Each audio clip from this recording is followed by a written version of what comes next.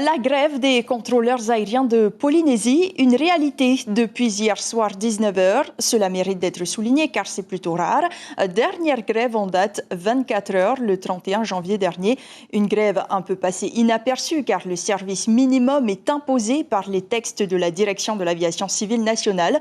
Spécificité, contre-effectif calibré. Natacha Silagi, Heidi Co. Une grève sans conséquences ni sur le trafic, ni sur la sécurité. Service minimum oblige, des contrôleurs ont été réquisitionnés par l'État. Tous les gros porteurs se sont posés à l'heure, mais la majorité des 36 contrôleurs craint une baisse d'efficacité, engendrée par une baisse d'effectifs d'ici 2 ans.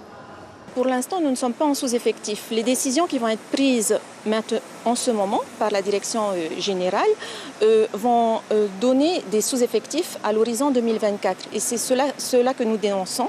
Non, les contrôleurs de Polynésie n'ont pas la tâche aussi simple, disent-ils. Car en plus des vols qui se posent à Papeete, il y a ceux qui transitent et qui volent dans la zone pendant 3 ou 4 heures de Los Angeles à Sydney, par exemple.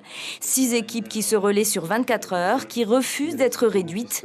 En attendant, pendant la grève, priorité aux vols indispensables. C'est l'ensemble des vols qui sont soumis, qui sont pour la sauvegarde des vies humaines, donc notamment les vols d'évacuation sanitaire, les vols de secours à personnes en montagne ou en mer, des vols de recherche de potimarara ou autre chose. Dans un deuxième temps, les vols internationaux qui entrent dans le cadre de la continuité territoriale.